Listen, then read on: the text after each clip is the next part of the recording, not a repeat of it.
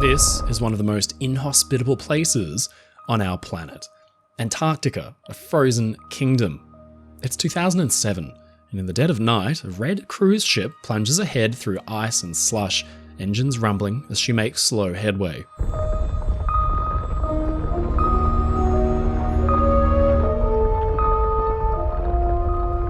Aboard are around 154 passengers and crew, most of them tucked warmly away in their beds. They've got well used to the rhythmic throb of the engines and the occasional rattle of dense ice along the hull. But no fear, this cruise ship has been designed specifically for this, reinforced for just this kind of voyage.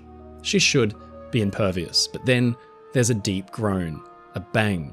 Her reinforced hull is torn open by the ice as easily as a tin can, and within hours, it's all over.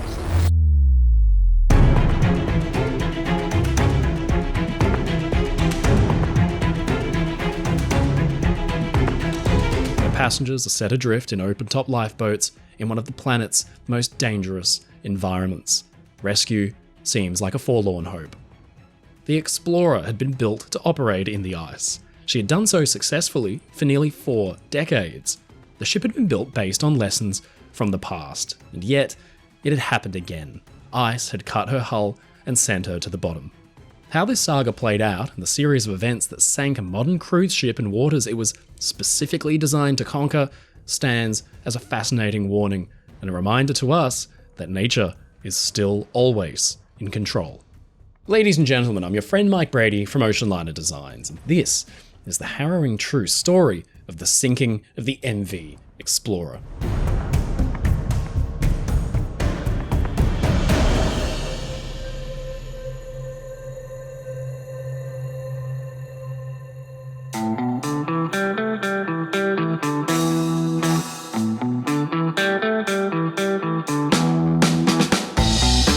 Begins in the late 1960s as a new form of tourism is beginning to gain rapid popularity. Once, ships were useful only for carrying people between the world's continents, but by the 1960s, the jet airliner had taken over, and the great ocean liners disappeared almost overnight. But big passenger-carrying ships found a new popular purpose: cruising. Former liners carried people to beautiful sunny destinations like Hawaii and the Canary Islands alike. But there was another kind of market that was emerging: adventure tourism. The idea that passengers could be taken deliberately to far-flung and exotic destinations was a new and exciting one. An immediately attractive option were the poles, the Arctic and the Antarctic. These spectacular frozen landscapes were a natural draw for tourists around the world, but with virtually no infrastructure like hotels and restaurants on land, the only obvious way to see the glaciers, the icy mountains and the waddling penguins was from the warm safety of a ship.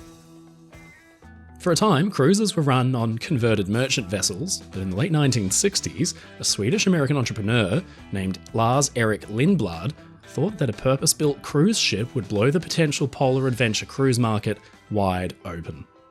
He'd already had a string of successes running other exotic cruises to the Falklands, the Seychelles, and many more, but the draw of Antarctica among his customer base was clearly evident. He commissioned a ship almost 240 feet, or 73 metres long, and about 2,400 tonnes, really little larger than most luxury super yachts. But the small size of the ship had an advantage for the intended cruise location. She would be manoeuvrable, able to more easily weave her way through patches of dense ice on the surface in an area where a larger ship would struggle to do the same. Now, this new ship had to obviously feature some special design considerations because of the onerous nature of its intended role and the danger of the environment. Now here, we need to step away for a minute and just talk about the history of ships and their encounters with the ice.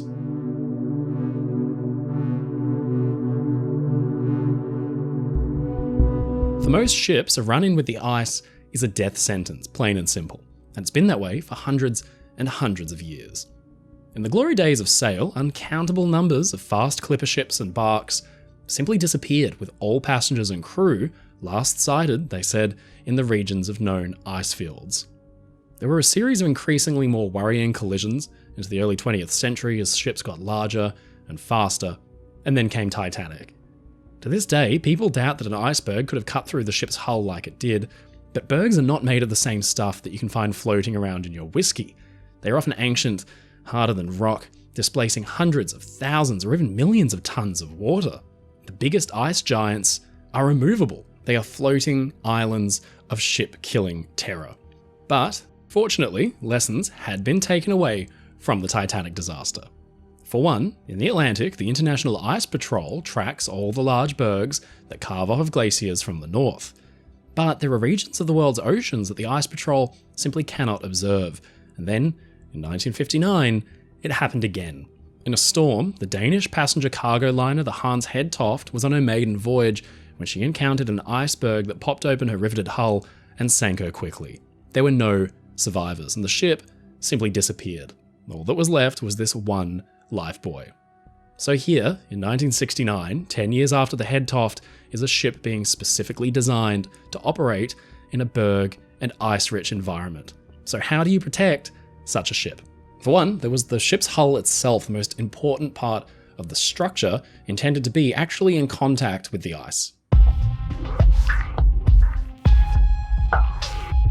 The ship was built with a hull rated to so-called 1C Finnish-Swedish ice class. So this meant, with her hull shell plating no thinner than 13mm or about half an inch, she'd be able to maintain a speed of about 5 knots in a waterway with around 0.6 meters or 23 inches of ice. Now, for reference, that kind of hull thickness, 13mm, is usually reserved for passenger ships and vessels 5 or 10 times larger. With all that extra steel and having a need to push through the dense ice, her engines also needed to pack a punch. So in the machinery spaces were fitted a pair of diesels, each outputting 1,800 horsepower for the usual array of electrical generators and such, but mainly for the single screw, which could actually reverse the pitch or the angle of its blades for the ship to run backwards or astern. Now, just in case something went wrong, the vessel's watertight compartment system was designed so that she should stay afloat with any 2 of her compartments flooded. This was the first custom-built luxury expedition cruise ship, and she was named Lindblad Explorer after her proud owner.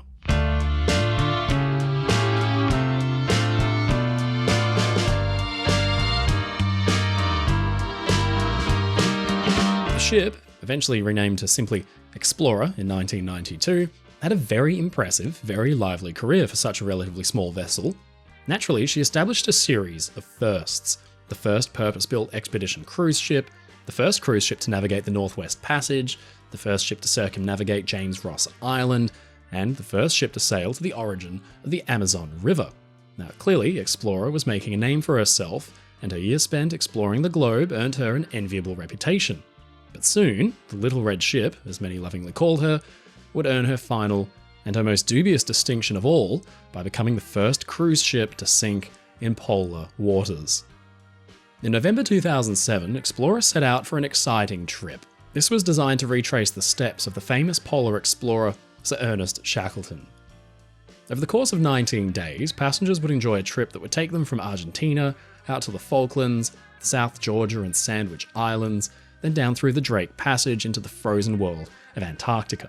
The passengers on board were probably oblivious to the heated debates that were taking place within the polar exploration community about this exact type of voyage. Explorer was a specially designed ship, but in the decades since she had been built, over nearly 40 years earlier, more and more cruise ships had entered the market and crowded the Antarctic waterways. But few of these were properly ice-rated. Now this was a recipe for disaster, and a few people actually predicted it. A 2006 paper by Professors Emma J. Stewart and Diane Draper had warned about the increased numbers of cruise ships in dangerous polar waters, especially those that weren't properly ice-strengthened. For Explorer's part, that ship had her ice rating actually improved over the course of her career. As a 1A rated ship, she could, in theory, maintain 5 knots through ice a meter or nearly 40 inches thick. But only if it was non-consolidated, something which is called first-year ice. Consolidated ice features layers of ice that have melted and then refrozen, but this actually hardens the ice and strengthens or consolidates it, freeze bonding the mass together. Now obviously, this kind of ice is a ship's worst nightmare, but in Explorer's 4-decade-long career, she had navigated the polar ice safely, save for 2 incidents where the ship was grounded. Explorer set out and called at the stops following in the Shackleton expedition's footsteps, and passengers were delighted to see the windswept Falklands, the remote Sandwich Islands, and then, at last, the towering white glaciers and snow-capped Rocky Mountains of Antarctica. Passengers were joined by cruise line tour operators who could take them out on inflatable small boats called Zodiacs for fun tours of the coasts, the small rivers, and the glacial formations where the ship couldn't reach. On November 18th, passengers explored a remote stretch of South Georgia Island on the Zodiacs. On November 21st, day 11 of the cruise, 49-year-old Captain Bengt Weimann looked out of his stateroom window and noted a field of ice looming ahead of his ship. Now, he wasn't concerned. Explorer had already skirted an ice field 2 days earlier.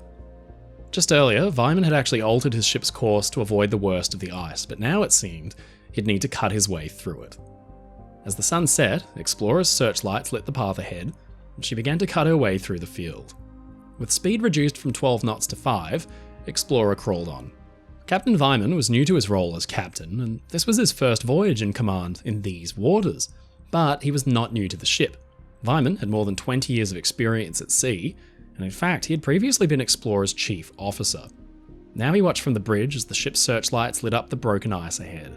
He wasn't worried though, because he had judged the ice to just be first-year ice, exactly what Explorer was designed to motor through.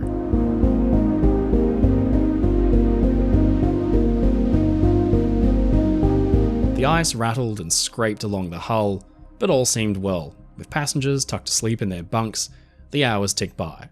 But then, after midnight, Explorer was brought to a sudden stop. At that slow speed, it wasn't unusual for a formation of denser ice to halt the ship. And the captain had a routine for this, where he would simply reverse his vessel and then start forward again to batter her way through. Explorer ran her propeller astern and surged forward, slowly making her way ahead, but then a single alarm rang on the bridge. This was a passenger cabin alarm, and the bridge crew thought it had been accidentally triggered by the cabin's occupants. But, just in case, an able seaman was sent below to figure out why it might have sounded. And a few minutes later, the captain received a chilling call. Down on deck 3, there was flooding in passenger cabin 314 on what was Explorer's lowest passenger deck. The cabin sat amidships, almost at the ship's very centre, some 100-odd feet back from the tip of the bow. And just before, 2 passengers had been asleep in their bunks when an unusually heavy impact had dented in the side plating so violently it had pinched one passenger's fingers between his bunk and the ship's side. They were alarmed by the sound of running water, and they turned on their light to find a foot of water already on the floor. As they explained themselves, the investigating sailor received a strange request from the bridge to taste the water. If it was fresh, then it could simply be a broken water pipe leaking into the room, but a taste revealed the water was salty. It was coming from outside the ship, and it was already knee-high.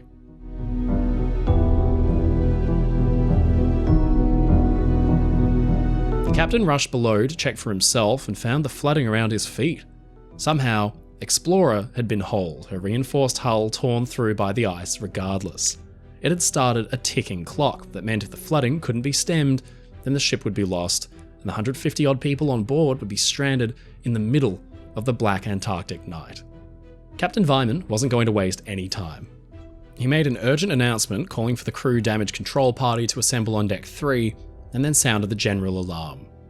Through the cabins, a series of tones, 7 short and 1 long, woke sleeping passengers up, and announcements urged them to don warm clothing and gather in the Penguin Lounge to await for further instruction.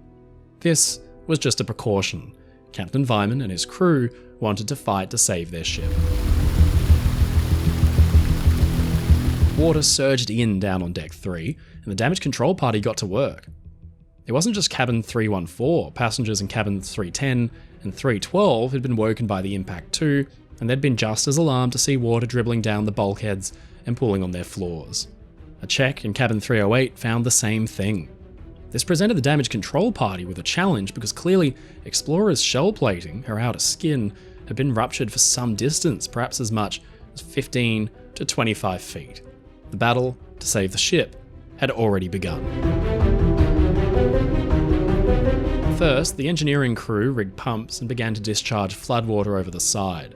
In cabin 314, the water level began to slowly drop as the pumps dealt with the flow, but then in the engine control room, an alarm sounded.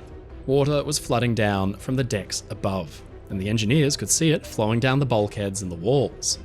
Now clearly, this was very bad. They started their main fire pumps in an effort to drain it from the vital engine rooms, and to preserve the ship's electrical power, watertight doors to the generator room were shut. Back in cabin 314, crewmen struggled to find the source of the flooding. They used wrenches and tools to force decorative panels away and then move the entire bunk, but still to no avail. In desperation, and with their hands badly numbed by the freezing water, they attacked the panels with a fire axe in an attempt to break through to the shell plating behind it. Feeling aside the panelling, a crewman at last was able to feel water surging in through what he described as a fist-sized hole. Thinking quickly, they jammed bedding into the hole and forced it shut with plywood and a metal bar to maintain the pressure. With the flow stemmed and the pumps at work, the water level began to decrease and it seemed like the flooding was under control. The captain was relieved. So relieved, he made his way up to the Penguin Lounge where his concerned passengers were crowded about, dressed in heavy coats and bright orange life vests. He calmed them and let them know that all was in hand. Meanwhile, a distress call had been sent and received. One benefit of the surge in popularity with Antarctic tourism is that Explorer was not alone out there that night, and that a handful of expedition and cruise ships were within range to help. One of the first to pick up the message was one of Explorer's old Lindblad fleetmates, then called National Geographic Endeavour. Like Explorer, she was a small expedition cruise ship, and Captain Vyman called her up via satellite phone to explain the situation, and for National Geographic Endeavour to make all speed for Explorer's location. The express coastal ship Nord-Norge, usually employed as a kind of ferry, but then employed as an Antarctic cruise ship during off-seasons, rushed to the position as well. So did a Chilean icebreaker. They were still hours away, but at least Explorer's passengers and crew knew that help was on the way, even if the flooding had already, apparently, been stemmed. Back up on deck, the captain organised for one of the Zodiac expedition boats to be lowered over the side for a visual inspection of the hull. Now, the theory was that if damage could actually be sighted from the outside of the ship, that a tarpaulin could be rigged so it would sit flush and be drawn into the actual hull itself by the water pressure and kind of plug the gap. The Zodiac splashed out into the darkness, but no damage could be seen. Not only that, but the tarpaulin couldn't be pulled taut enough over the hull to cover any of the damage in the first place. Explorer began to list to one side. Clearly, the flooding hadn't been stemmed, and it was simply pooling elsewhere deep inside, likely a voluminous empty fuel tank below cabin 314. A surefire sign appeared in the engine room. The trickle of water from above had turned into a steady stream. Even more alarmingly, the watertight door to the generator room was leaking. Water was pouring in through the seals at the top of the door. The ocean water began to flood the separator room, which presented immediate, serious danger. Now, if the main circuit breaker panel in there shorted out, it would set off a chain reaction that would see crucial generators and pumps fail that provide fuel to the ship's main engines and the emergency generators. It would essentially leave the Explorer afloat with just 15 or 20 minutes of power. Explorer would be blackened out, adrift, and alone. The engine room crew got to work battling to manually transfer the fuel to the generators themselves, but then, about 2:15 AM, the remaining fuel in the gravity feed tanks ran out, and the engines needed to be shut down immediately, lest the generator's fuel supply be cut off entirely. The ship was plunged suddenly into darkness. With the Explorer now leaning sharply to one side, and with only dim emergency lighting illuminating the corridors and the stairs, Captain Vyman's earlier sense of relief was replaced with profound worry. So too was that of the passengers, who just minutes prior had been told that all was well. Now, an evacuation of the ship seemed a certainty. Urgent radio calls down to the engine room made the plan clear. The engines needed to come back online because Explorer needed to be manoeuvred out of the ice field so the lifeboats could be lowered over the ship's side. If they tried it in the ice field, the boats could actually be fouled in their launch and capsized with disastrous effect.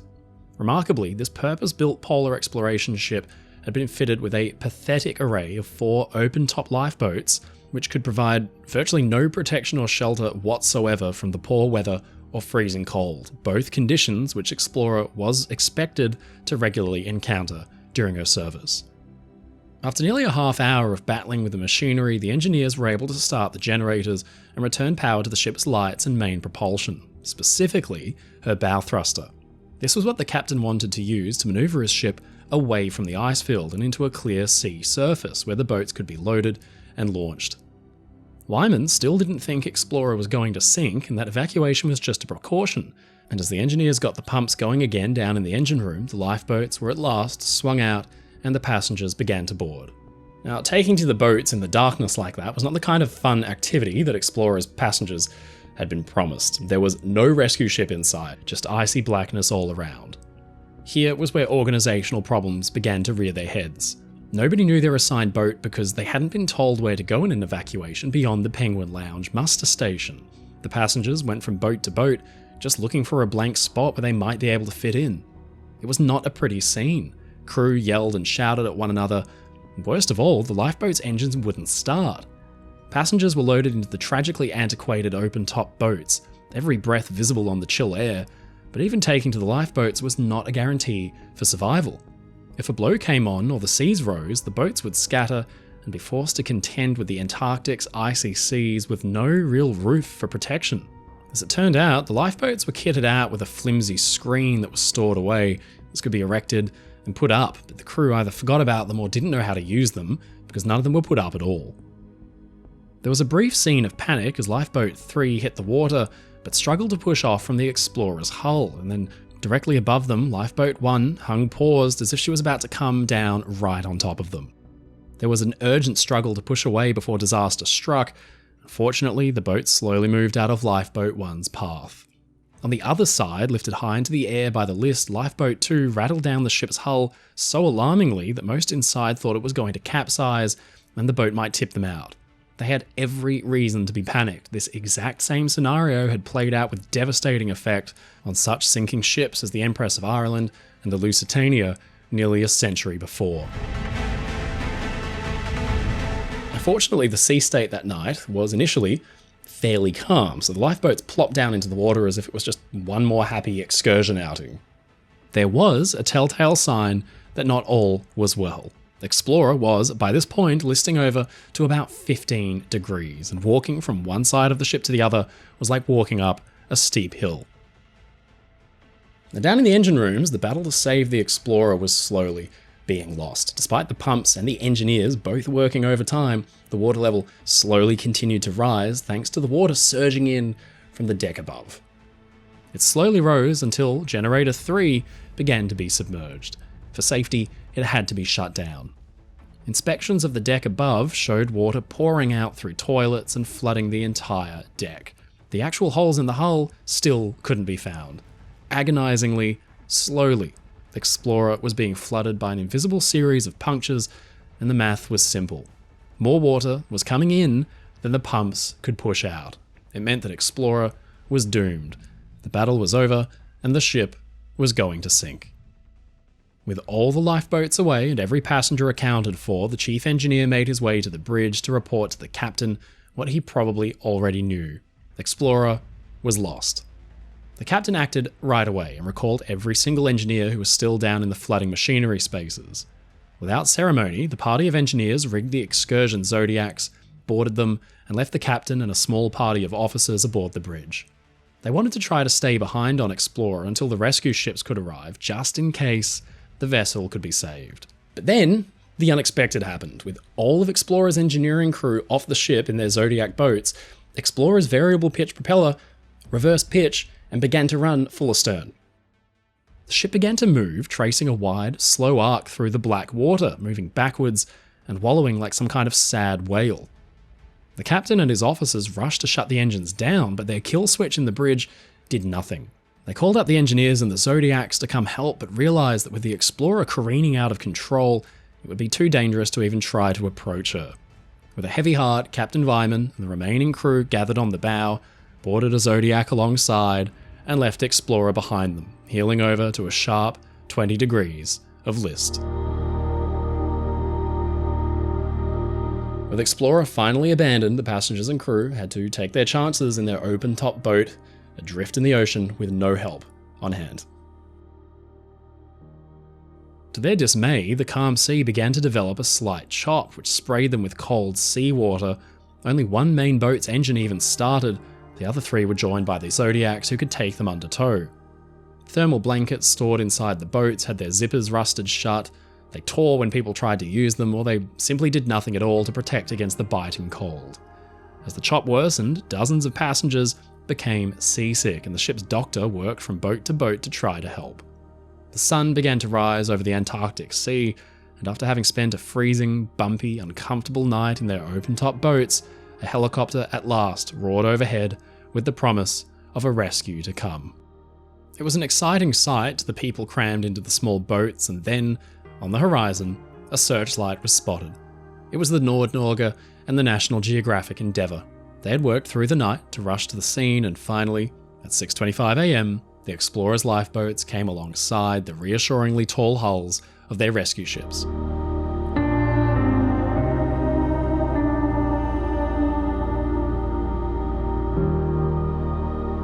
Rescue itself wasn't an easy task. Transferring people from the small Zodiacs to the boats and then to the ships called for some delicate maneuvers in the choppy seas.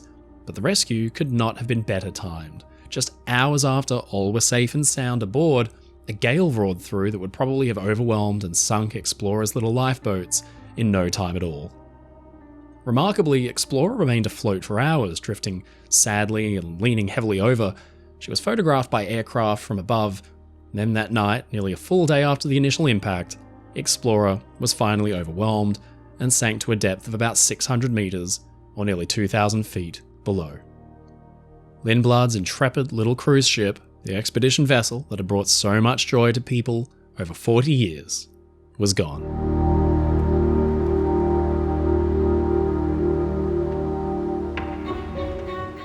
So, what had happened? Well, in 2006, some professors had actually predicted that a cruise ship could be lost under these exact circumstances. But what was shocking was that it was Explorer, probably the most qualified ship to be operating in the area, that had been lost. An exhaustive investigation was launched that resulted in a nearly 100-page final report that found a number of deficiencies in the ship's handling. But first and foremost, it actually praised the crew's concern for the safety of the passengers and for their battle to save the ship. The engineers had worked like lions to keep Explorer afloat. The captain had treated the situation with the seriousness it deserved too. Mustering the passengers right away was the right call, and abandoning the ship had been done as well as could be expected despite the initial confusion. If they had waited any longer, then the boats on the high port side couldn't have been used at all, and the evacuation would have needed to take place with Explorer running 8 knots backwards. It's likely one or more boats would have been swamped and lost. Dozens could have died. The rescue itself was perfectly timed. It was thought that had the rescue ships not arrived for another hour or two, then passengers would have been lost thanks to hypothermia. It was just that cold. Why had the ship run itself astern anyway? Well, it seems that the captain and officers, as they remained on the bridge, may have kept the ship's engines moving slow ahead to try to keep her bow into the waves or maybe maneuver her clear of the ice field. But then hydraulic pressure in the variable pitch propeller system had dropped thanks to the flooding, and the blades simply shifted angles thanks to the force of water over them. Explorer began to move backwards. The ship's watertight compartment scheme should have saved her, but the investigation concluded that the watertight doors had failed thanks to small leaks caused by improper maintenance or slight damage. The water had flooded through the halls and seeped through the sewage system and into ducts down into the engine rooms below, meaning it was impossible for her engineers to save her. In the end, the investigation was scathing of Captain Wyman's judgment leading up to the disaster. He had plenty of experience at sea, but had never actually captained a vessel into Antarctic waters. But he had plenty more experience in the Baltic, where conditions are different, specifically the type of ice ships are expected to encounter. He had observed the ice field ahead and judged it to simply be first-year ice, relatively soft ice that Explorer could safely punch her way through. But reports and subsequent analysis suggest this may have been the wrong call, that scrappy clumps of small icebergs called growlers may hide, just below the surface, shelves of dense land ice from glaciers with complex refrozen layers in between. This is the stuff that's harder than rock. It can slice easily through the steel hull of a ship. Explorer had been brought to a sudden stop by something large and dense below. It seems likely that a hidden pack of consolidated ice had arrested her in her tracks and punctured her hull plating with ease. In his defense, Captain Wyman said he had no other choice than to punch his way through the ice field because Explorer was only about 4.5 miles away from reaching open water and safety. But this confidence seems misplaced. The report draws attention to the captain's own testimony when he said he felt confident as he had a, quote, fully ice-classed vessel in my hands, which seems to indicate a reductive understanding of explorers' ice-handling capabilities at best. The captain and crew did make one very large oversight. In their hurried escape from the ship, they neglected to remove the voyage data recorder, the ship's equivalent of an airplane black box. Without this crucial piece of information, conclusions had to be drawn on the sinking based solely off of recollections and fragments of video footage. Based on all the evidence they could gather, the investigation lay the blame at Captain Wyman's feet, all stemming from that initial decision to enter the ice field. He shouldn't have attempted to transit the field in the dark, and even when he did enter the field, it's thought that he should have slowed Explorer down even further. The report concluded with the observation that if Wyman had been trained for Antarctic conditions specifically, then he probably would not have decided to tackle the ice field in the dark at all. Thanks equally to the crew's fast actions, the rescue ship's proximity, and the sheer good fortune of the calm conditions, a serious loss of life was averted. If just one of those three things had been different, most, if not all, of Explorer's passengers and crew would have been lost. Today, cruise tourism to the poles continues to steadily grow as people rush to have the opportunity to see some of the true last frontier wilderness of our planet. The story of the Explorer should stand as a reminder to all operators and owners of ships that complacency kills, and in such dangerous waters as the polar seas, there is absolutely no margin for error.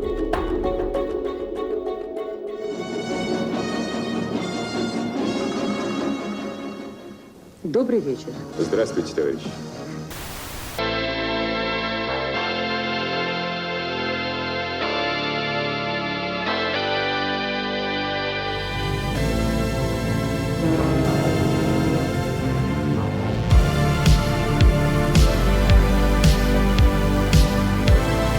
It's 10:30 on board the Russian cruise ship Admiral Nakhimov.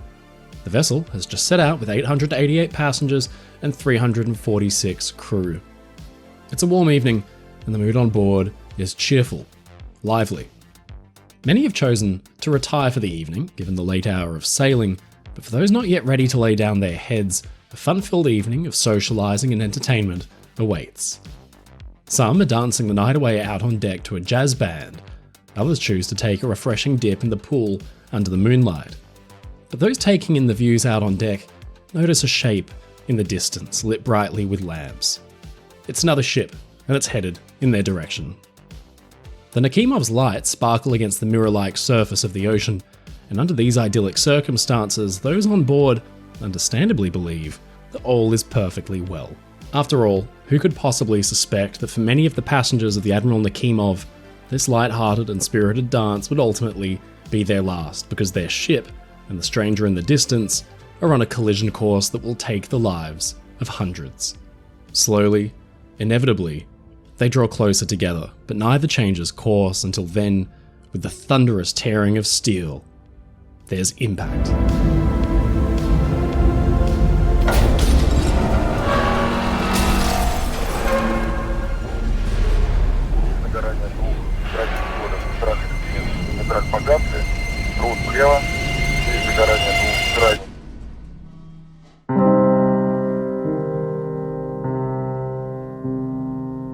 The Admiral Nakhimov was a beloved Soviet cruise ship.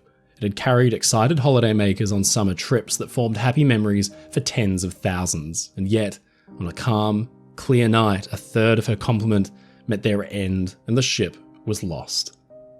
It became a scandal for the Soviet Union in a year of scandal so large that it was ultimately confined to the history books, and few in the West ever even heard the name Admiral Nakhimov. Yet, for the families of victims, the events of that evening are still all too real.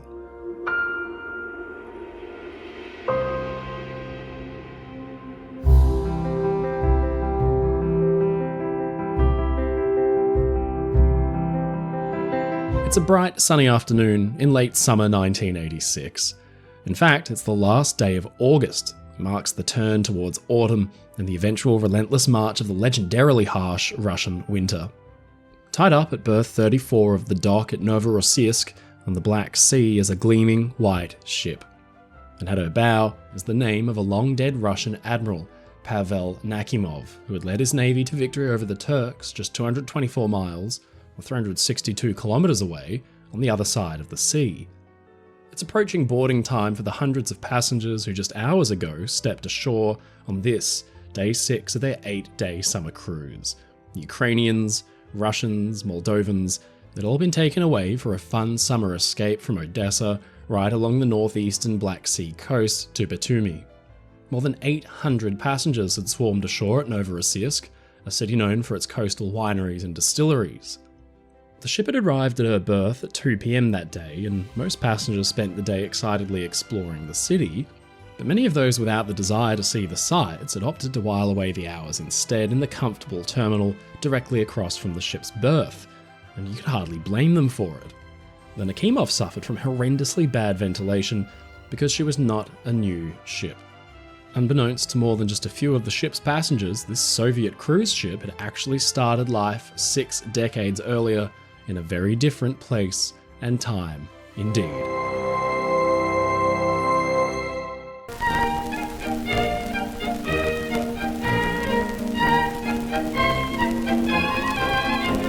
Germany, 1925.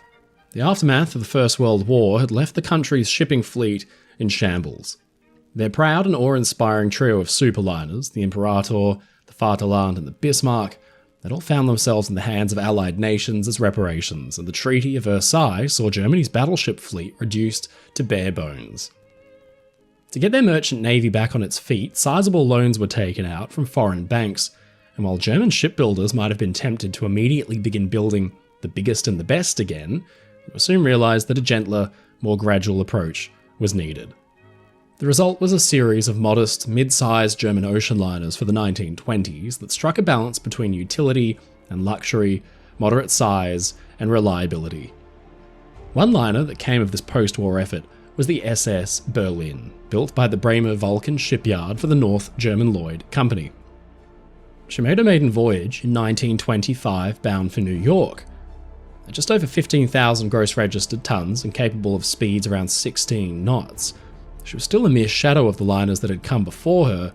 She would never be a blue ribbon contender, and her interiors, lovely enough that they were, would likely fail to thrill the most affluent of society. But she, and the liners like her, were solid, dependable vessels that got companies like North German Lloyd back on their feet. Fast forward to the 1930s, and Germany had once again changed, gripped by the fierce vice of Nazism. The rise of Adolf Hitler and his depraved regime saw the country's merchant fleet used for nefarious purposes in the lead-up to war.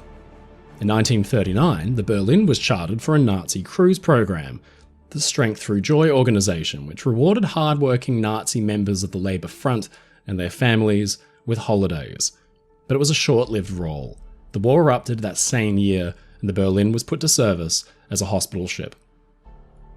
She spent the next 6 years transporting the war's wounded through Norwegian waters and elsewhere in Europe, until all the way at the end in January 1945, when the ship was called up for an all-new assignment, Operation Hannibal. With the German army falling apart on nearly every front, Grand Admiral Karl Dönitz made the decision to act in direct defiance of Hitler's official stance of no surrender and no retreat. In fact, this was to become one of the largest sea evacuations ever undertaken, on par only with the Dunkirk evacuations from 5 years earlier. The ultimate objective was to see to the evacuation of around 900,000 German civilians and some 350,000 troops from the Pomeranian coast to Germany and German-controlled Denmark. The SS Berlin, or Hospital Ship A, as she had been renamed, had her own role to play in this, aiding in the transport of troops and refugees from the battlefield. But Operation Hannibal was notable not just for its scale, but for the massive extent of the losses suffered. And on January 31st, 1945, there would be one more ship's name added to that lineup. Hospital Ship A was underway when the ship was rocked by a massive, violent explosion. She had struck a mine. Racing to ensure the ship's survival, the captain and crew made a valiant effort to beach the wounded vessel. The Berlin managed to maintain an even keel and was able to be driven under her own power towards the shore, but as attempts were made to put the ship under tow, a second explosion rang out and she was sunk, coming to rest on the soft, shallow bottom. Abandoned and forlorn, the former SS Berlin sat submerged and exposed to the elements. Just a few months later, in April, the war was over. As ever, to the victor go the spoils, and the Soviet Union, which had lost nearly 30 million people in the war, were going to extract more than a pound of flesh from their adversary. What little remained of the German merchant navy was picked apart and seized by a victorious but vengeful USSR, and even the battered, half-sunk SS Berlin was not immune. Soviet divers were sent to the wreck with instructions to patch the holes punched in her sides and pump the water out from within until she was finally able to float once again. It wasn't easy going. One failed attempt saw the ship rise, only to sink once more, almost killing an experienced salvage diver in the process. But finally, defying death, the Berlin was successfully raised and was sent off for repair. It would take a full 8 years before the ship would be seaworthy again, but in 1949, the Black Sea Steamship Company unveiled her as the newest flagship of their fleet, proudly bearing her new name, SS Admiral Nakhimov.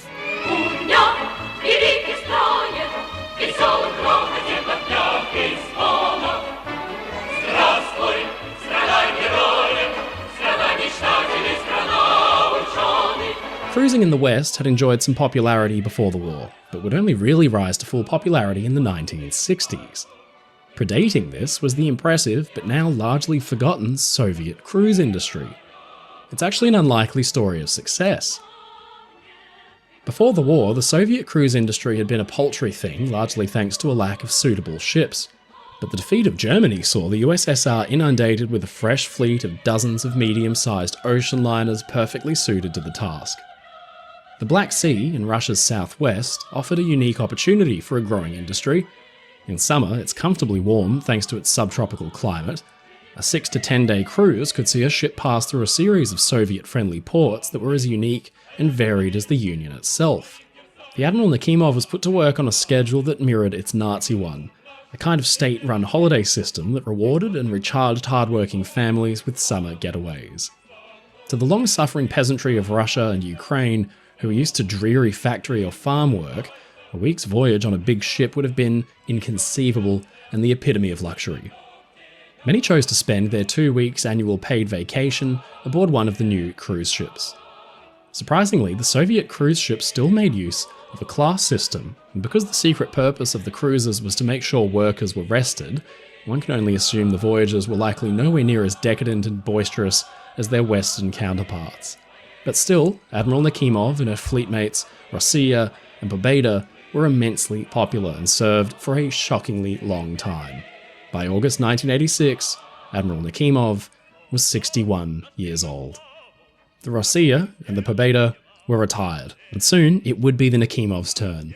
Some even wondered if the 1986 season would be her last, and they were right, but for a reason nobody could ever have expected.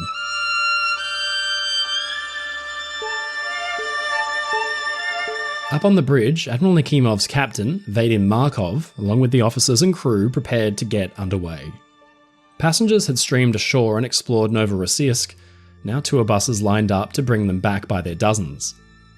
By 10 PM, the gangways were retracted and 2 tugs came alongside for the departure. The ship was brilliantly lit, the reflection of her sparkling lights creating a glittering effect on the surface of the water. It had been a perfect evening with a glorious sunset. No wonder these cruises were so popular. Aboard there was a party atmosphere. Music could be heard playing from the decks, while underfoot, with a deep rumble, Admiral Nakhimov's engines once again burst into life, and her propellers began to slowly turn. To those watching the ship pull away from the shore, she looked to have all the grace and liveliness of a vessel at least half her age. On board, hundreds of passengers began to settle into the familiar routine of the evening. One was 35-year-old Leonid Toyunda, the head of a Soviet bank branch, rewarded for his hard work with the cruise. In fact, he was joined by 4 of his colleagues. As the Admiral Nakhimov began to pull away from the quay, he and his friends were up top, where celebrations for Miners' Day were well underway. People danced, and they laughed. It had been the perfect summer's afternoon, and now the party would carry on into the night.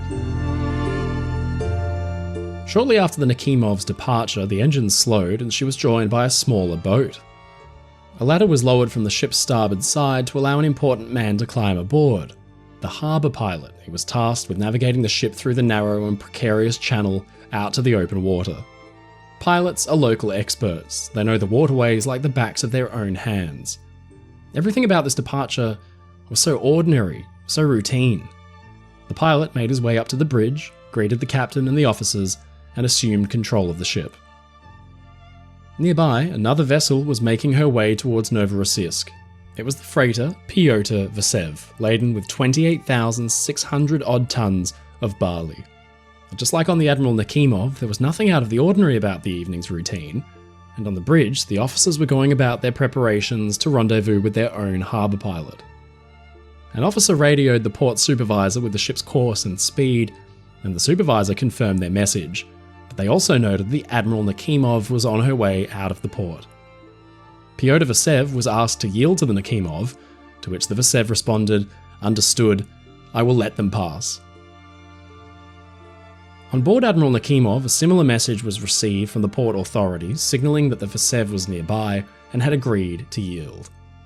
Satisfied that all was in hand and that there was no immediate cause for concern, Captain Markov retired for the evening, leaving First Officer Alexander Chudnovsky in charge of the bridge with the harbour pilot. Admiral Nakhimov proceeded ahead on her course while keeping an eye on the freighter, which was now some 7 minutes away into the distance. After waiting for some time, Chudnovsky peered through his binoculars towards the direction of the freighter, but he noticed there'd been no apparent change in the course of the other vessel. By all accounts, the Pyotr Vasev should have been manoeuvring away from them by that point, but, Chudnovsky thought, maybe they knew something he didn't. The Admiral Nakhimov sent a radio message crackling out. "Can we continue on the same course and not slow down?" they asked. "Yes, you can go," came the reply. "Will you let us through?" "Yes, go ahead." Dubiously, they waited and watched. Several long moments passed, and the crew of the Vasev were now beginning to get nervous. Despite repeated assurances from their captain, Viktor Tkachenko, that the two ships would pass each other without incident, the once distant passenger vessel was getting closer and closer. The Nakhimov had radioed the Vasev again, verifying that the Vasev did in fact intend to allow the passenger ship to pass. The captain once again signalled that he would yield, but had still not ordered any changes to his ship's course or speed. The Vasev's third officer reported that the bearing on the nearby ship remained unchanged, a huge red flag that any seasoned skipper should have heeded right away. But Captain Tkachenko still seemed confident that no change of course was necessary. He thought the two ships would miss. He was tragically dead wrong. The two vessels were on a clear collision course, and it was becoming more and more evident to the crew with every passing second that time was running out. Just moments after assuring his men for the final time that they were in no danger, Tkachenko glanced for a moment through a nearby porthole and then fell silent. The realization hit him like a gunshot. He rushed to the engine telegraph, ordering his ship's engines to slow. The warnings from his crew echoed in his head, but now it was no longer a matter of simply altering course. He could only hope he had enough time to avoid a total catastrophe. He sounded 3 short blasts of the ship's horn, a warning of imminent disaster. On board the Nakhimov, Captain Markov had been relaxing in his cabin, his nose buried inside a book, but finally he snapped to attention at the sound of a vessel desperately signalling nearby. He peered out the window, and at the sight of the massive freighter making straight for him, he jumped up and made his way to the bridge. On the passenger ship's decks, the distant horn didn't register any alarm among the passengers. In fact, precious few heard it at all. The music blared, the chatter echoed throughout the ship. Leonid Toyunda and his friends partied under the stars while just a few hundred meters away, tens of thousands of tons of ship was barreling towards them. Nakhimov's first officer, Chudnovsky, anxiously peered through his binoculars looking for even the slightest change to the Vasev's course, but she remained steady. What were they thinking? Time was running out. If a collision was to be avoided, he needed to take action immediately. His stomach in knots, he ordered a 10-degree change to his ship's heading. He looked through his binoculars and began to pray. Aboard the Pyotr Vasev, Captain Tkachenko realized the full magnitude of his error. He ordered the Vasev's engines thrown full astern, but even as his ship's propellers began to churn the water behind them into a confused mess, the sheer momentum carried them relentlessly forward. Another radio message came from the Nakhimov, Pyotr Vasev had desperately called out, "What are you doing? Reverse your ship immediately." Weakly, the Vasev responded, "We are reversing," but the freighter was already so close that the crew could plainly hear the music drifting out over the water from the Nakhimov. With the cruise ship coming up on their port side, Tkachenko ordered his helm hard to starboard in a last-ditch effort to avoid a collision, but with the engines now running astern, the ship instead took a last-second heading to port, and her head was thrown straight into the side of the cruise ship.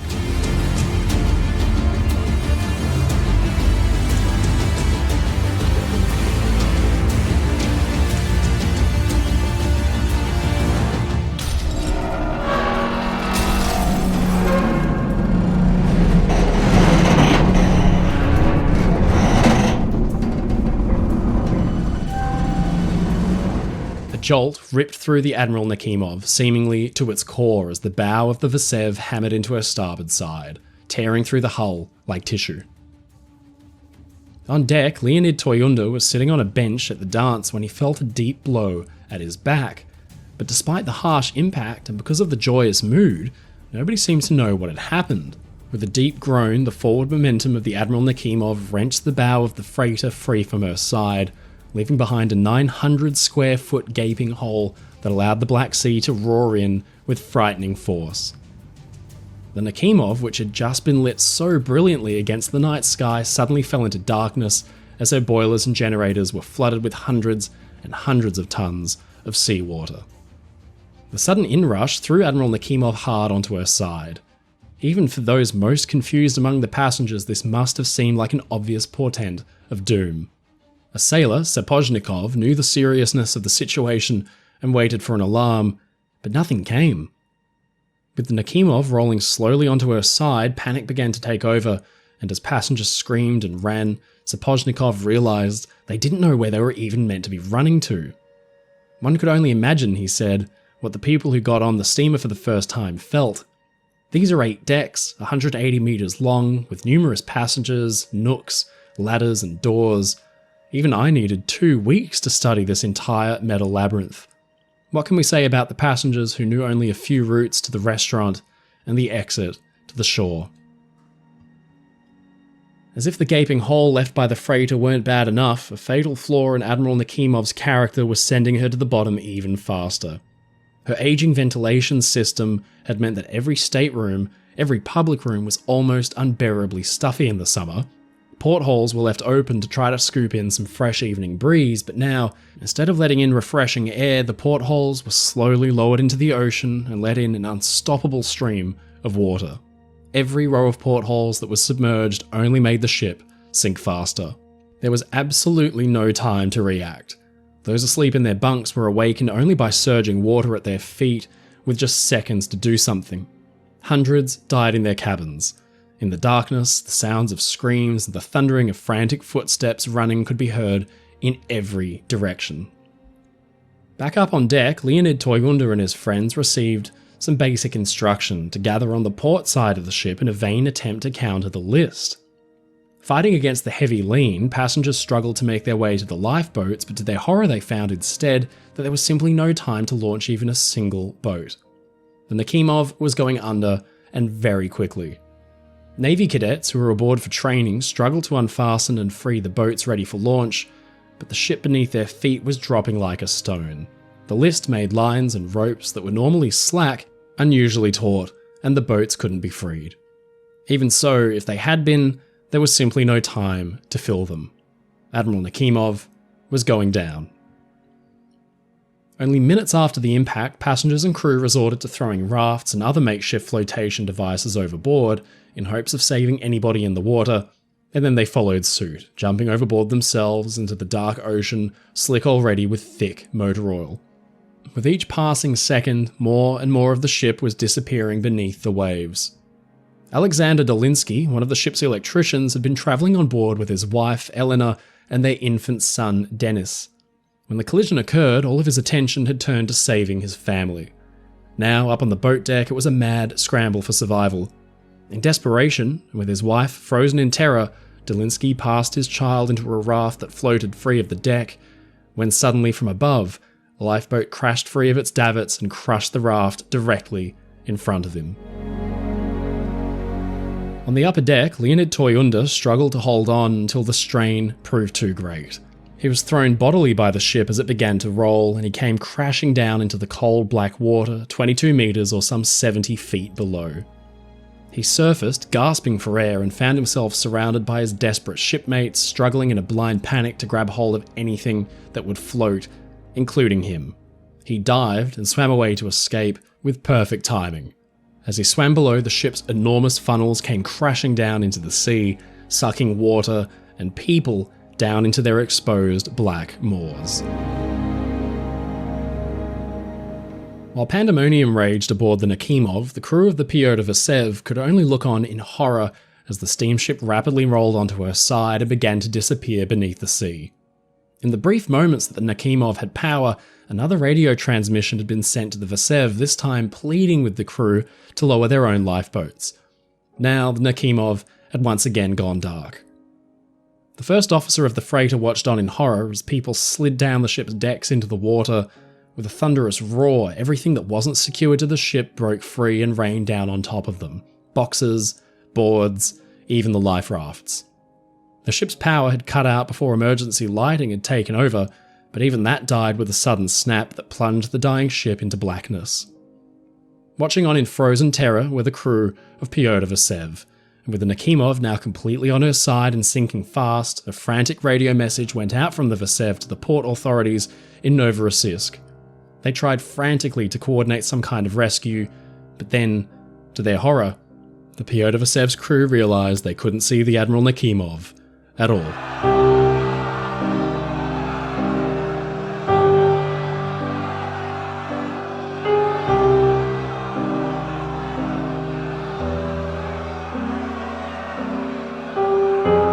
The Admiral Nakhimov had gone under about 11:20 PM, just 7 minutes after colliding with the freighter Pyotr Vasev.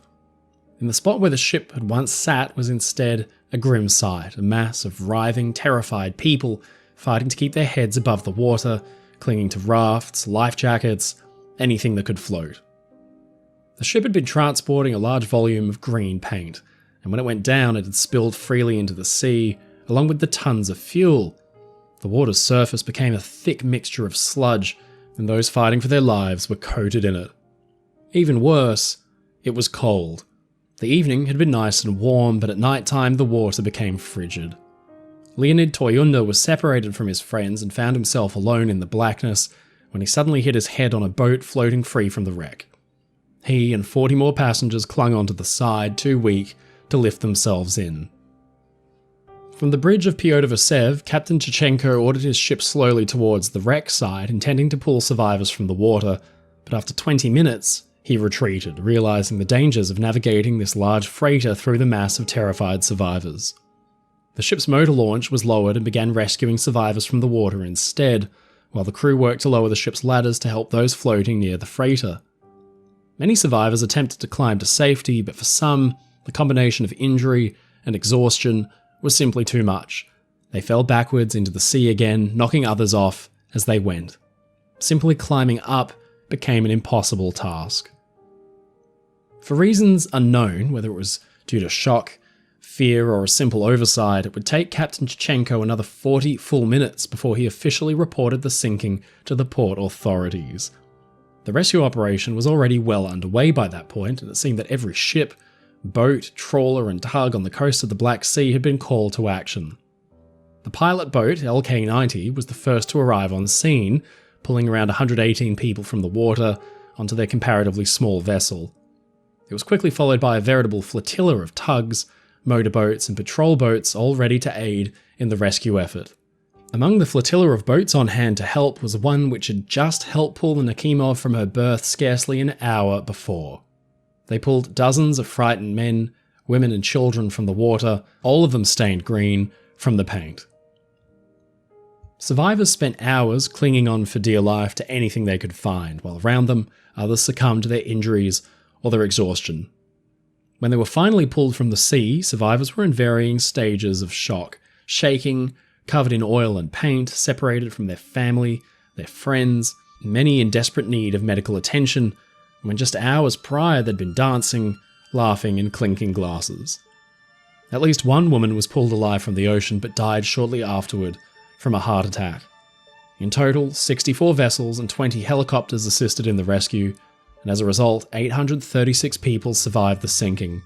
They were the fortunate ones. 359 passengers and 64 crew were lost. Just 10 hours after the ship sank, while survivors were examined in hospitals and given rest, a team of divers was given a grim task: the recovery of the bodies of the victims still trapped within the ship's hulk. Nakhimov had sunk in only around 150 feet of water, so she was accessible, but it was not easy going. Rolled completely onto her side, it was easy for divers to become disoriented in the murky darkness. 2 were killed, so the operation was called off. No attempts to thoroughly search the wreck or further recover victims has ever been made, and it's estimated that 64 people still remain inside the sunken vessel. Admiral Nakhimov, the darling cruise ship of the Black Sea, had become their tomb. Just how had 2 ships collided in such a fatal way in such clear and calm conditions? The question was an awkward one, and it was an indictment on the capabilities of the Soviet merchant fleet. The following year, an extensive investigation was launched by the Soviet government to find who was at fault for the disaster. In fact, the 2 captains had both been immediately arrested pending their evidence.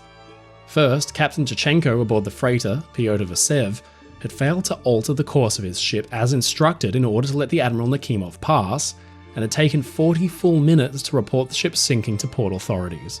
It was found that he'd ignored the repeated warnings from his crew and the crew of the Admiral Nakhimov to take action in order to avoid the collision.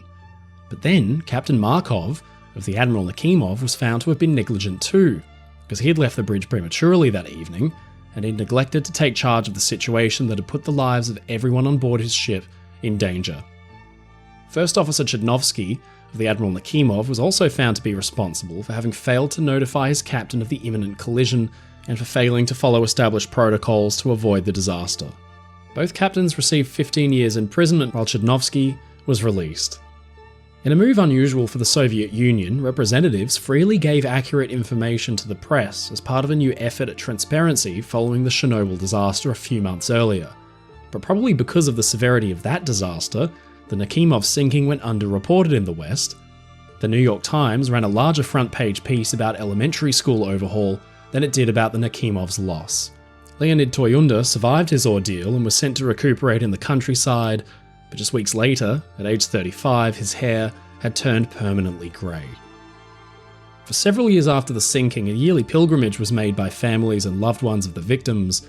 A memorial was opened, and at 11:20 PM, the exact moment the ship was lost, sirens and signals blasted out as the memorial was brilliantly lit up in tribute to the lost. Today, the Admiral Nakhimov lies rusting and covered in sea growth just below the surface, a steel mausoleum to the passengers still inside that will never disembark.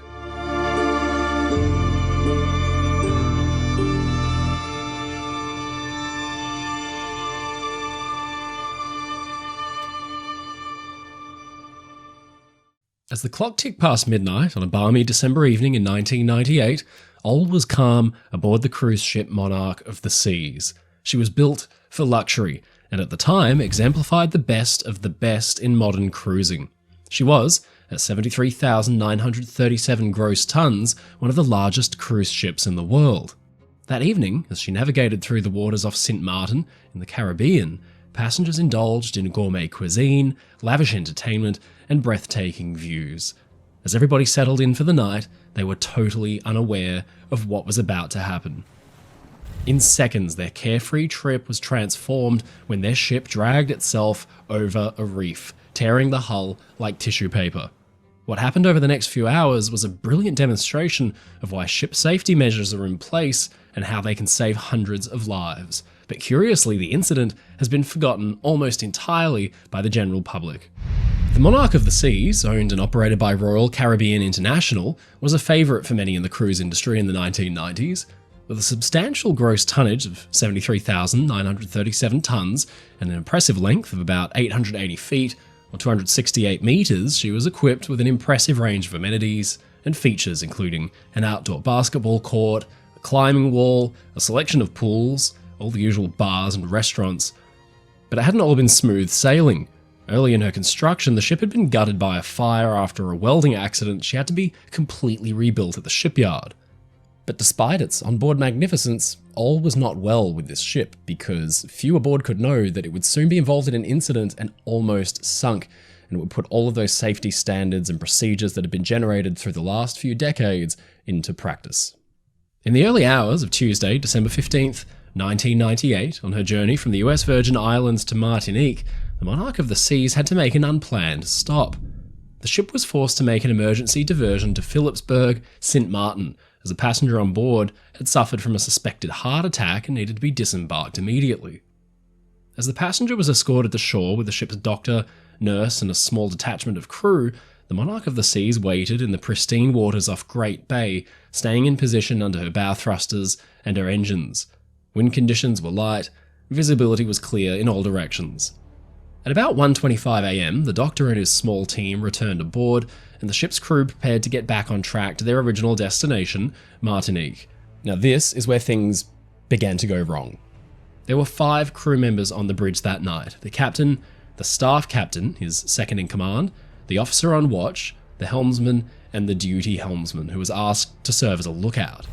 Now, once everyone was back on board, the captain was faced with a challenge, as his ship had to negotiate getting around the nearby, dangerous Proselyte Reef. He navigated primarily by sight, while relying on assistance from the officer on watch, who was making calculations using the ship's automatic radar plotting aid, or ARPA for short. The calculations he made that night were for the ship to pass the reef within the closest possible approach, a distance of some 3 cables, or about 0.3 nautical miles, off the reef's lighted night marker buoy, which essentially marked it out as a hazard at night time. Unfortunately, the crew would soon find out that the calculations and the plotted course, they were all wrong. About 1:28 am, the ship's captain handed navigational duties over to the officer on the watch because of an unexpected problem. He was suffering from a gastrointestinal issue that had been spreading throughout the ship. Before leaving the bridge, he confirmed twice with the crew their position, their safe distance from the buoy and the reef, which could be visually seen at that point, and headed down to his quarters. At the later investigation, the staff captain, who was not part of the navigation efforts, noted that he was actually surprised to see the ship's course was being set to pass east of the Proselyte Reef light buoy, which was not the usual route. But he didn't question it. The course taken on the night was considered a more direct, but riskier course toward Martinique. Now, this was most likely done to make up for the time lost disembarking the sick passenger. The officer on watch began making a planned course change that would take the vessel safely around the south side of the reef, when 2 seemingly benign things happened next. A call came through regarding a passenger complaining of noise, which the officer on watch said he would attend to shortly, and then an automatic smoke alarm sounded on the bridge, which was quickly silenced by the lookout and cleared of any issues. Then, a moment later, at 1:30 am, as the Monarch of the Seas course started changing, it happened. The ship grazed across the Proselyte Reef at a speed of 12 knots.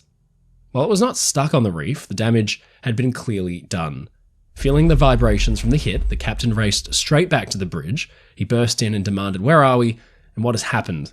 taking back command of his ship. After conducting a thorough assessment of the damage, it was soon apparent that the vessel had suffered significant structural impact. The open gash along the starboard side of the hull ran 40 meters, that's 131 feet long, by 2 meters, or 6.5 feet wide, similar in length to 2 full basketball courts. She was opened up like a tin can. Monarch began taking on water and going down by the head. A number of tanks and compartments below the waterline began to flood. The pumps were helpless against the flow of water rushing into the ship. It was clear she was living on borrowed time. At about 1:35 am, as Monarch of the Seas continued to take on water, the captain consulted with his senior officers and made the decision to return to St. Martin and intentionally ground the ship on a sandbank in Great Bay. Now, this would prevent the vessel from sinking completely or, most dangerously of all, listing and capsizing before an evacuation. With the situation growing increasingly dire, the crew now faced a race against time to ensure the safety of themselves as well as their passengers. 12 minutes later, 7 short blasts and 1 long blast from the ship's public address system signaled a general emergency to all passengers and crew. To avoid a panic, the captain made them aware over the PA system of the exact nature of the situation. Now, this was crucial. We'll come back to that later. What happened next was a orderly and careful evacuation, which came from years of drill and delicate preparations. Miami's marine operations and the Sint Maarten port authorities were notified in turn.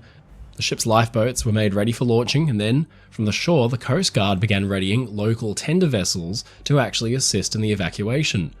Over the next hour, those frequent updates were given over the public address system in English, Spanish, French, and German, with the captain requesting repeatedly that passengers and crew get dressed, don their life jackets, and report to their muster stations. It was time to prepare to abandon ship. At about 2:35 a.m, the captain then intentionally guided his ship into a soft sandbar in Sint Maarten's Great Bay, grounding it smoothly to a halt with no further damage. Monarch was now, thankfully, at no risk of sinking, and the evacuation could properly get underway. Over the following 3 hours, those shore-based tender boats from Sint Maarten carried all 2,500-odd passengers safely away from the ship. The breaking dawn showed a very strange sight. Monarch of the seas, down by the head, with a slick of oil on the surface of the pristine azure sea. Despite the dramatic scene, though, the disastrous loss of life had been averted, and everybody was safe and sound. So, what exactly had gone wrong? Well, of course, following the incident, a pretty major investigation was launched that pieced apart everything very forensically, picked apart all the circumstances to try and draw out areas for improvement. This was led jointly by the Norwegian maritime investigator and the US Coast Guard. The meticulous inquiry aimed to dissect every aspect of the ship's operations.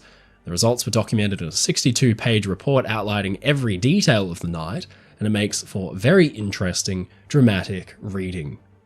Through thorough interviews, detailed data analysis, and in-depth evidence examination, it became very clear that the accident was caused by what the investigation called, direct quote, a myriad of human performance deficiencies.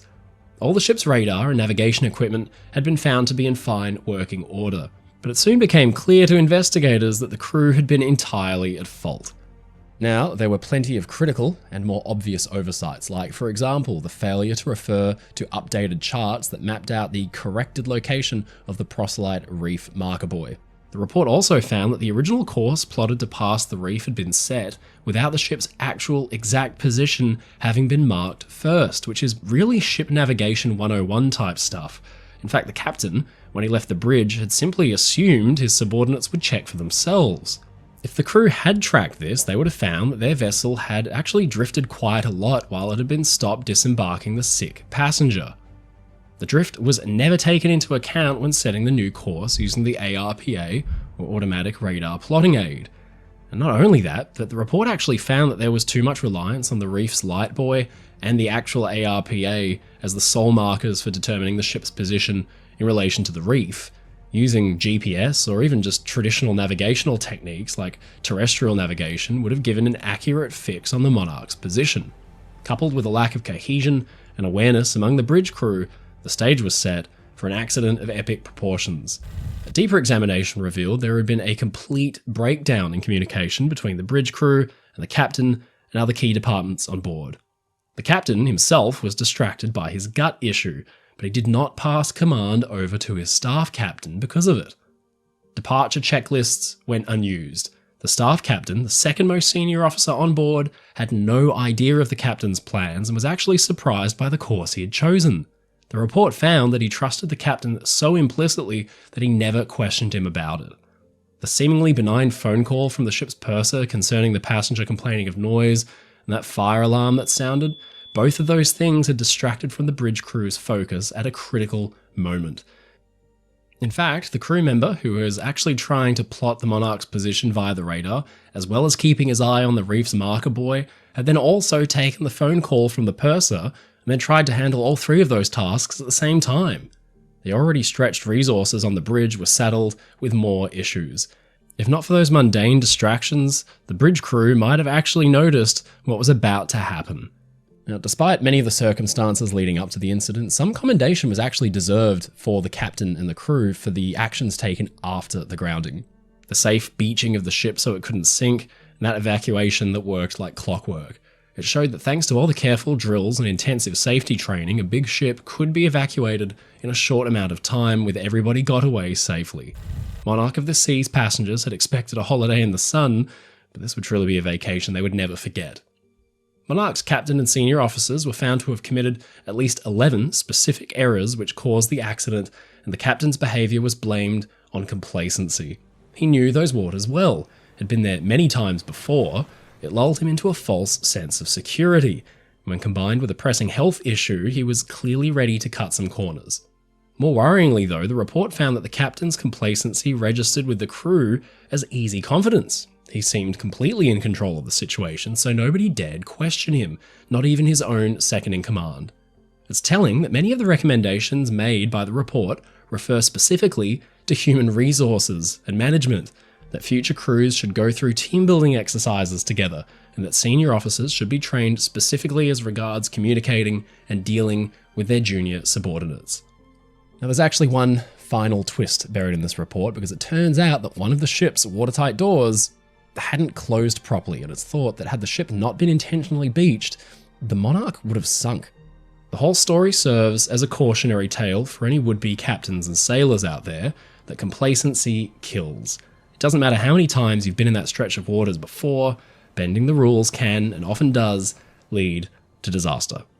Monarch of the Seas was lucky because she could be beached and saved, but other ships, like Costa Concordia, more recently in 2012, were not so fortunate. The Monarch story has gone down largely forgotten to history, but its lessons shouldn't be ignored.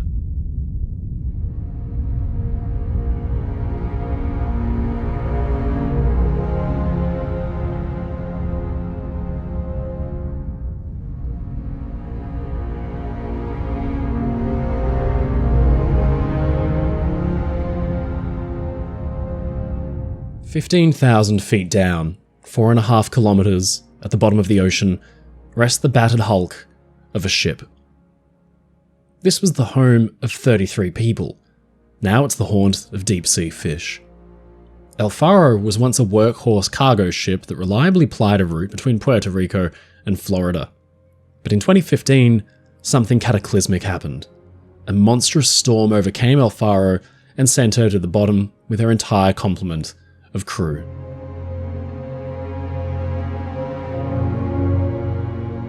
The loss left many questions unanswered in the minds of families and investigators alike. What had happened to send this relatively modern ship under? And why had nobody survived? The investigation, and the answers it turned up, would send shockwaves through the maritime industry and remind us of a valuable lesson: that mankind and our inventions are never immune to the power of nature. Ladies and gentlemen, I'm your friend Mike Brady from Oceanliner Designs, and this is the harrowing true story of the ship that disappeared into the eye of a hurricane, the SS El Faro.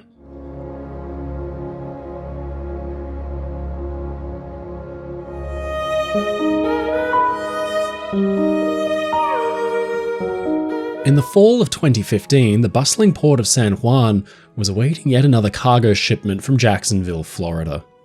The vessel tasked with this journey was the SS El Faro, a ship with a seasoned crew of 33 men and women. As they departed Florida on September 29th, no one could have foreseen that this would be the ship's final voyage and a journey that would end in tragedy. The El Faro was an ocean-going veteran. Launched back in 1975, she'd been built by Sun Shipbuilding in Chester, Pennsylvania, and had sailed under various names throughout her long career. At 790 feet, 240 meters long, and nearly 32,000 tons, she was built to endure, to transport cargo between the US and mainland Puerto Rico. Interestingly, she was powered by a steam turbine, not a diesel engine like most modern cargo vessels are. Her reputation was one of rugged reliability, a ship that had faced countless storms and treacherous seas for decades and had always emerged the victor. But by 2015, the El Faro was an aging vessel, and her once gleaming hull showed signs of wear and tear.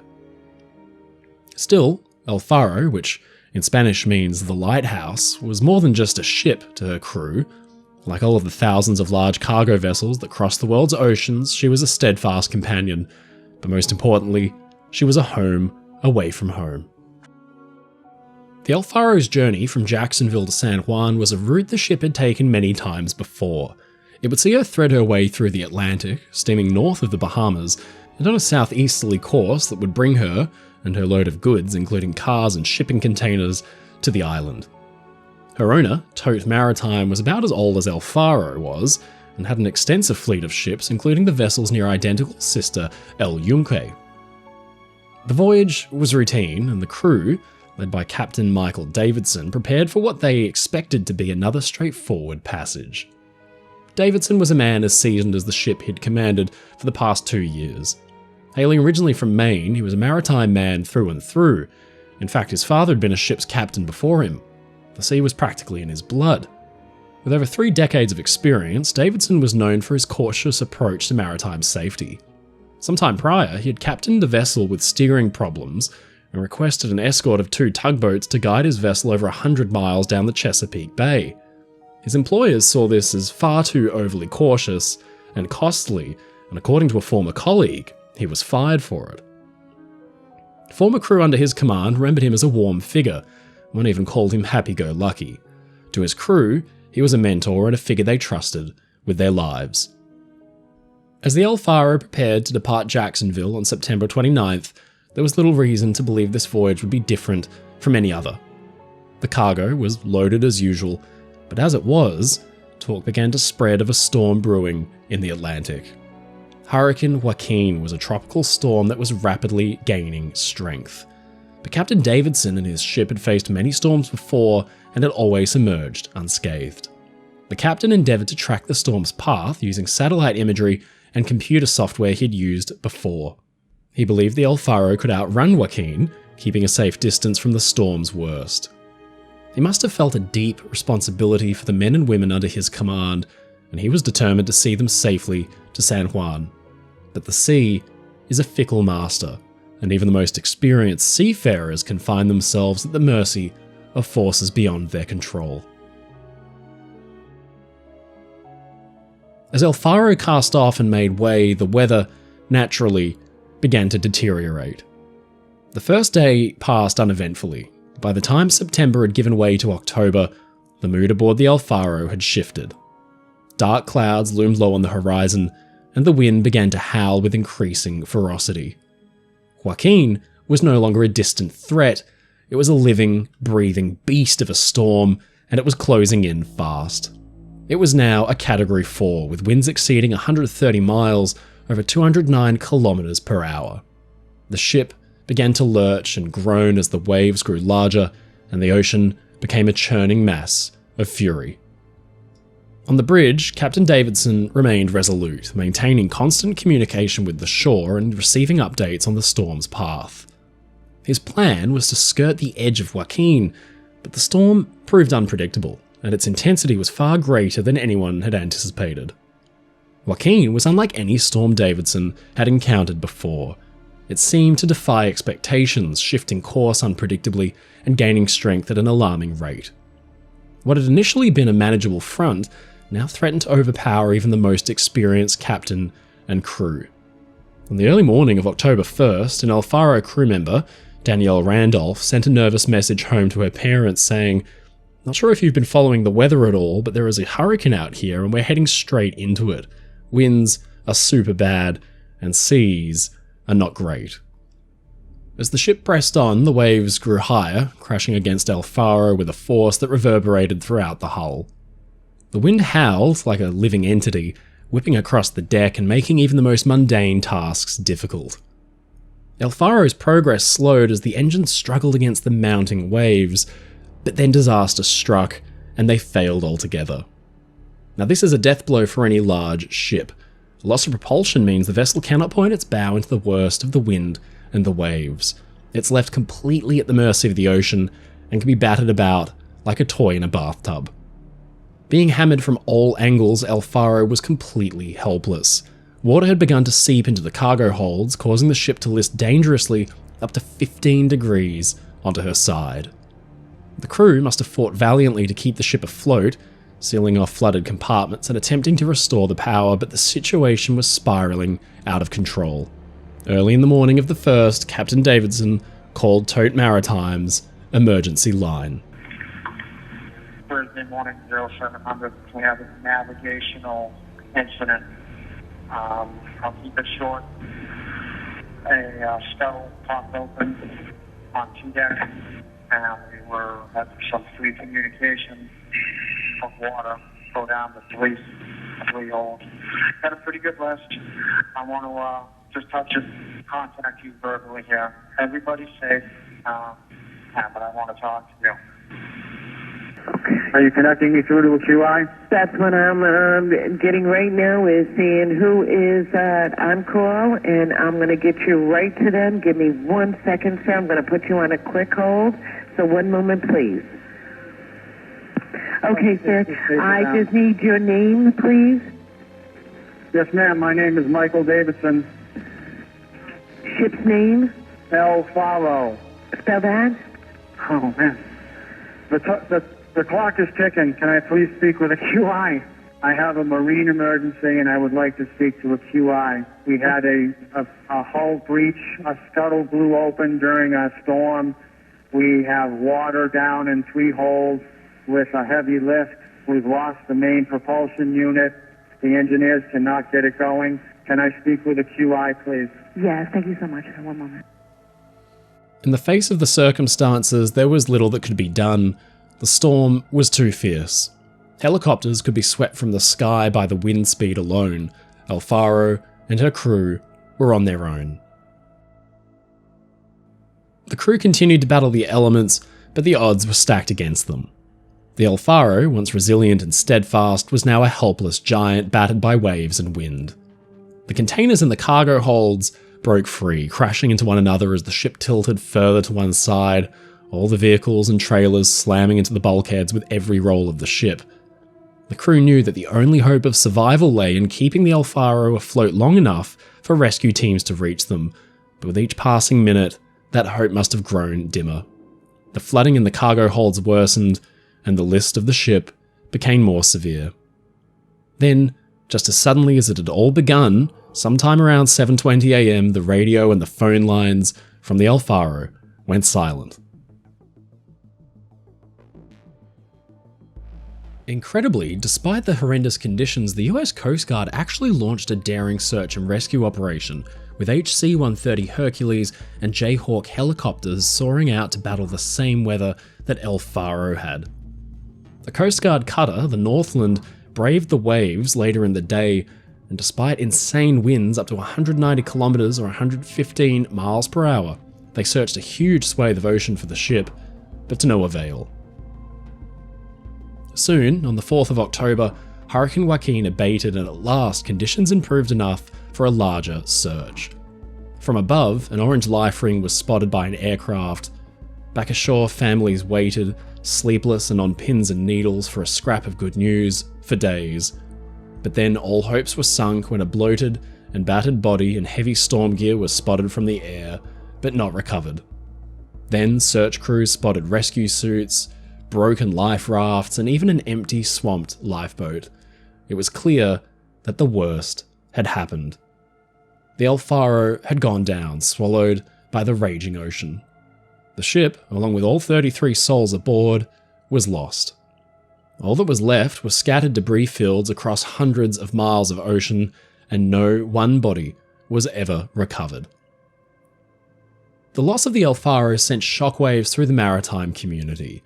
How could a modern cargo ship equipped with the latest technology be lost like that? The questions piled on, but the answers were slow in coming. One thing was certain: something had gone terribly wrong. The implications would change the industry forever. It was up to the NTSB, the US National Transport Safety Board, to launch an investigation and figure out what had gone wrong. But first, they needed to find the wreck.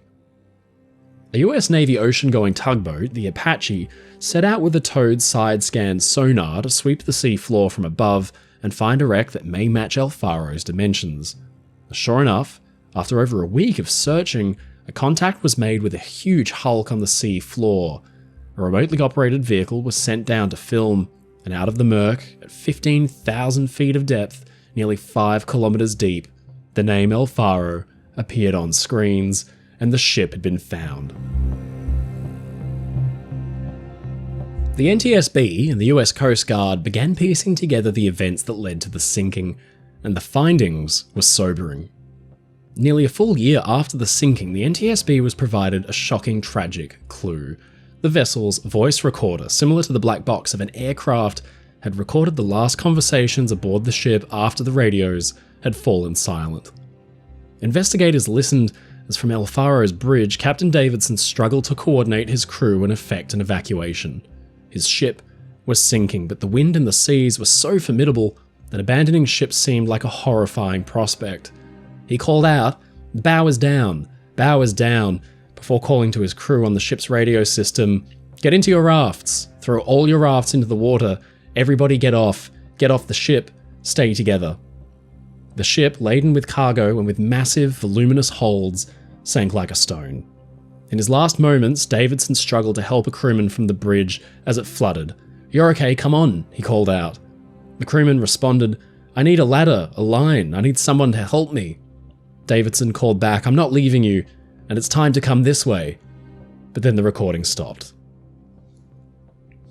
The voice recorder and Davidson's final commands painted a much clearer picture for the NTSB about the ship's death throes. It became clear that a combination of factors had led to the tragedy.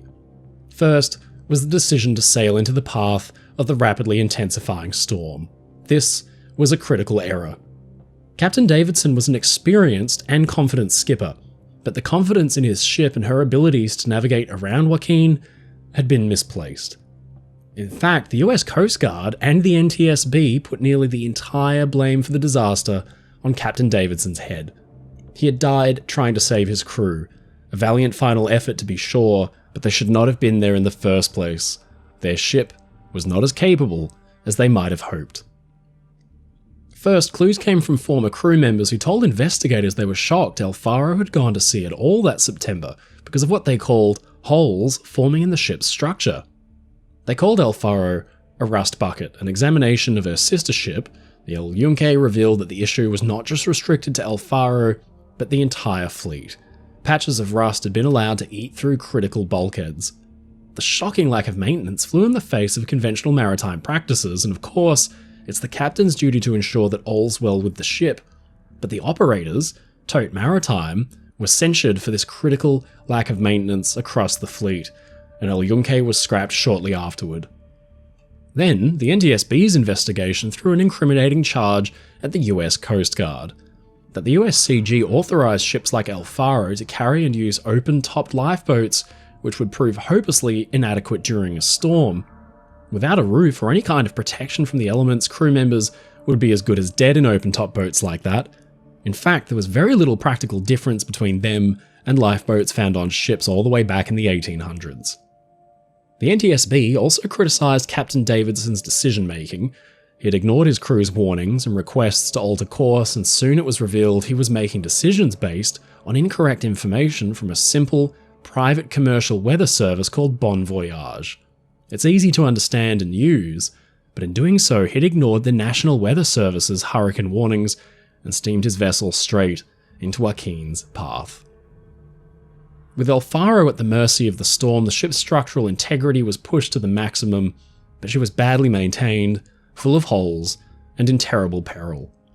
A simple scuttle, or hatch, failed, allowing ingress of huge amounts of water which could flow rapidly through the ship thanks to corroded bulkheads and pipes. The resulting list meant the engines couldn't sustain the required lubrication pressure, and they failed, essentially dooming the ship. The NTSB found the final nail in the coffin. El Faro lacked even a simple, approved damage control plan. The ship had blundered into a horrendous storm, lacking even the basic tools required to deal with the kind of punishment she was subjected to, all except for her crew's rugged determination and grit. They had fought to the end. In response to the disaster, a series of reforms were implemented to improve the safety of ships and their crews. The NTSB and the Coast Guard issued recommendations that led to sweeping changes in the industry, including stricter regulations on ships' maintenance and more advanced weather monitoring systems. The disaster also highlighted the need for improved training for ships' crews, particularly in emergency procedures around crisis management and damage control. But one of the most significant changes was the revision of the Safety of Life at Sea, or SOLAS regulations, particularly concerning the design and functionality of the lifeboats. New rules were established mandating that vessels of El Faro's type and age had to be equipped with enclosed lifeboats that were capable of withstanding severe conditions at sea. The open lifeboats that had been standard on many ships, including the El Faro, were now recognised as totally inadequate in extreme weather. The tragedy had shown that in a storm as fierce as Joaquin, these lifeboats offered little protection and virtually no hope of survival. They could be swamped and sunk in a minute or less. There is, of course, a lot more to the El Faro story. If you've enjoyed this overview and want to find out the full story, head on over to our friend Sam and his channel Brick and Mortar for a spectacular documentary on the ship and the unbelievable chain of events leading up to her loss. It's one of my favourite videos he's ever done. Today, the El Faro lies over 15,000 feet beneath the surface of the Atlantic Ocean, resting on the seabed, far from the shore her crew had battled to reach. She's a silent monument to the 33 souls who went down with her, yet another ship whose broken wreck reminds us of what happens when we ignore reason and challenge the might of nature.